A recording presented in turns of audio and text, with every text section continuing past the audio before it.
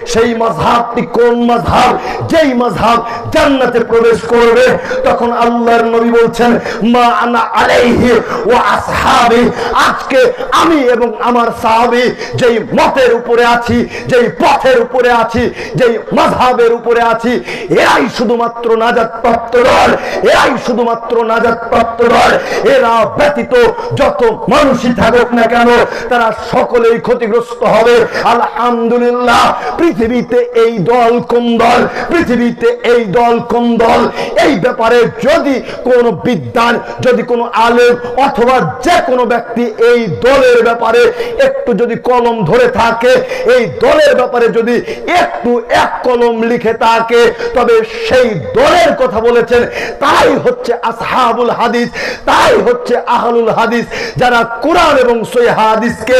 আল্লাহ এবং নবী মুহাম্মদ সাল্লাল্লাহু আলাইহি